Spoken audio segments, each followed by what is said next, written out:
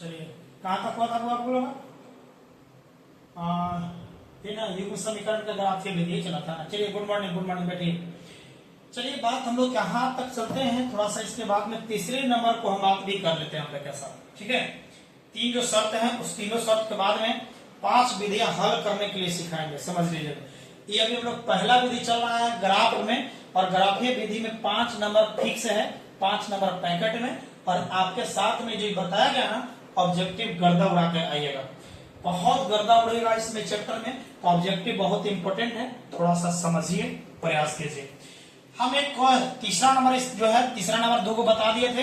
तीसरा नंबर जो शर्त हम लोग पढ़े जाएंगे, ये भी शर्त हो गया और ये भी शर्त हम लोग पढ़ने जा रहे हैं। देखिए शर्त कैसे होगा। सो बात है बउआ कि मान के चलते हैं कि आपके पास में जो समीकरण है, 2 समीकरण है, क्योंकि 2 समीकरण युग्म समीकरण लेना है।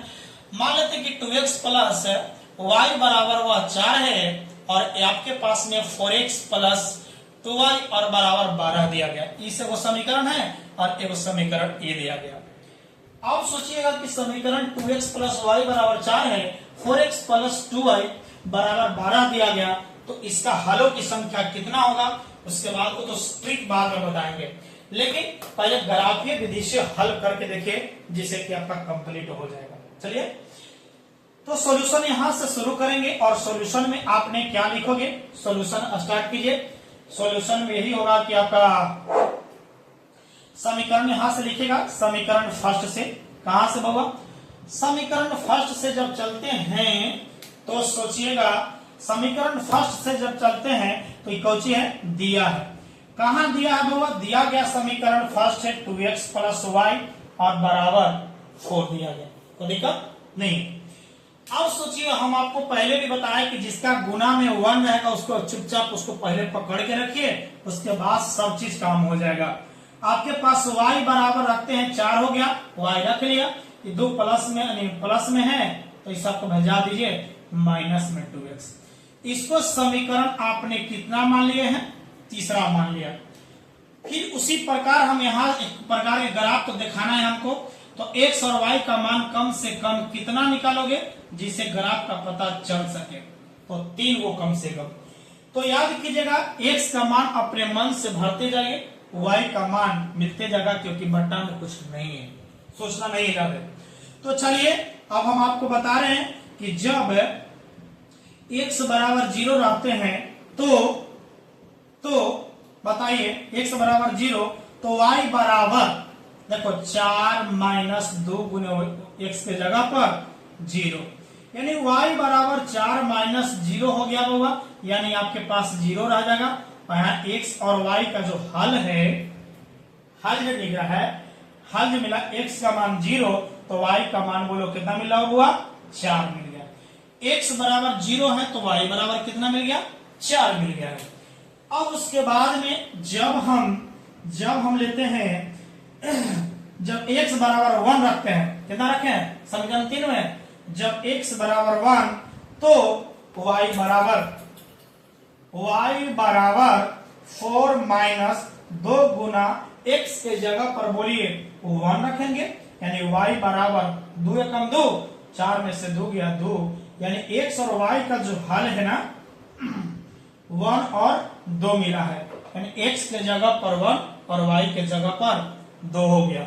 जब हम तीसरे नंबर की बात कर लेते हैं, जब x बराबर 2 रख लीजिए, तीसरा में जब 2, तो हम लोग याद कीजिएगा y बराबर कितना मिलेगा, वो 4 माइनस 2 गुना x के जगह पर 2 मिला, 2 दूनी 4 में से 4 जाएगा, 0 बच जाएगा, मतलब है कि x और y का जो हल आपका मिला है वह 2 और कितना मिला, 0 मिला। चलिए 2 और कितना मिल गया, 0। ई तो आपने पढ़ा है, कितना से होगा, ई तो आपने पढ़ चुका इसको, पहला समीकरण का। अब चलिए इसका जब हो गया, दूसरे समीकरण को भी निकालेंगे, इसको मिटा रहे हैं।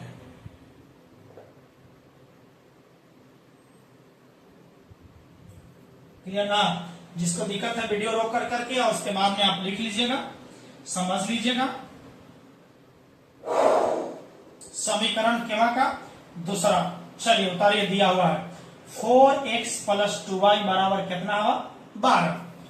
चलिए इसको आपने कहा कि सिंपलेस्ट फॉर्म में पहले बदल लीजिए, बढ़िया हो जाएगा आपका। देखिए 2 से भी कटेगा, 2 से भी कटेगा, 2 से भी कटेगा, 2 बाहर निकाल लीजिए, यानी आपके पास में 2x प्लस वाई और बराबर होगा 12, 2 छक्के 12, यानी आपके पास मिला 2x प्लस वाई बराबर 6। यहाँ आपके पास फिर आपके पास में 1 में आ गया तो बहुत आसान हो जाएगा, y बराबर 6, y प्लस है तो माइनस हो जाएगा। इसको समीकरण कितना मान लिए? 4 मान लिए, क्योंकि 3 को पहले हो गया। चलिए अब मान रखते चलिए, वहां पे रख दिए हैं, लिखना है जब x बराबर बोलो 0 से ही शुरू करिए ना, 1 2 3 -1 कुछ रख सकते हैं।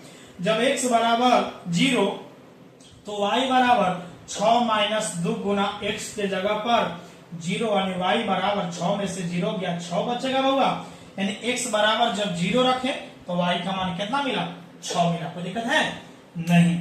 जब x बराबर और रखिए, जब x बराबर 1 रख लेते हैं 1, तो y बराबर 6 माइनस 2 गुने 1, यानी y बराबर 6 माइनस 6 में से 2 गया कितना? 4। ये सब हल कीजिएगा, यानी आपके पास में जो मिला है जब x बराबर 1 तो y बराबर 4। जब x बराबर 2 रख लीजिए, अरे कुछ मान से रखे ना, -2 माइनस कुछ रख सकते हैं, डरिए नहीं। 1 तो y बराबर 6 माइनस 2 गुना x के जगह पर 2 रख रहे थे, मतलब y बराबर 2 दूनी 4, 6 में से 4 गया 2 बचेगा, यानी x बराबर 2 तो y बराबर 2 हो गया। देखिए, यानी इसको ग्राफ विधि में हम लोग जाते हैं तो ग्राफ पर इसको सजा करके दिखा रहे हैं, आपको समझ लीजिए।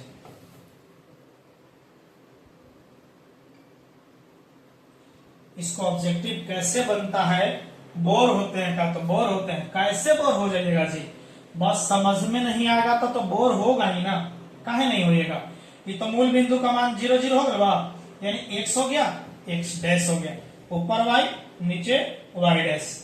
चलिए आपको मैक्सिमम आपको 6 तक है होगा, यानी आप जाइए 1 2 3 4 5 6, इधर में -1 -2 -3 -4 -5 -6, 1 क्योंकि ऊपर प्लस है, 3 4 5 6, -1 -2 -3 -4 -5 -6, बस बैठाइए, काम हो गया। x बराबर 0 आवे का मतलब अब समझ जाइए कि डायरेक्ट y अक्ष पर ही रहेगा, तो y का मान कितना है होगा? 4। चलिए काम खत्म है, ये आ गया। चलिए आगे, जब x बराबर 1 तो y बराबर 2, प्लस में है दोनों। जब x बराबर प्लस में इधर 1 तो y बराबर 2 है ऊपर में, देखो। जब x बराबर 2 तो y बराबर 0, जब x बराबर 2 है तो y का मान 0 है, कर मतलब यही बिंदु पर रहेगा। क्लियर? इसको बताइए, मिलाइएगा, ऐसे गुजरेगा, कोई दिक्कत? अब आइए सेकेंड नंबर, जब x बराबर 0 है तो y का मान 6 कर मतलब y पर 6 पर जाएगा जी, यानी 6 नंबर यहाँ आ गया, प्लस में है। जब x बराबर 1 है तो y बराबर 4, यानी x बराबर प्लस में दोनों है, तो x बराबर 1 है तो y बराबर कितना है? 4, 4 करने यहाँ है और 1 यहाँ है, ठीक है ना। चलिए, जब x बराबर 2 तो y बराबर 2, जब x बराबर 2 तो y बराबर 2 हो जाएगा।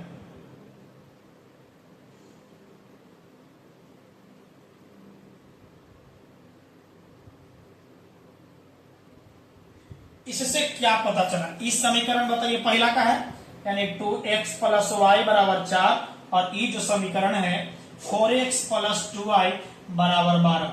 इससे क्या पता चला बताइए? वह एक दूसरे के समानांतर है, कहीं काटेगा नहीं, और जब नहीं काटेगा, कहीं नहीं मिल रहा, एक मतलब हल इसका नहीं निकलेगा, यानी इसका हल नहीं निकलेगा, यानी हल नहीं होगा, कोई हल नहीं होगा, इसका कोई हल नहीं होगा, समझ लीजिएगा, कोई हल नहीं होगा। अब यहां से मुख्य पॉइंट आइए, मुख्य बिंदु ऑब्जेक्टिव पर।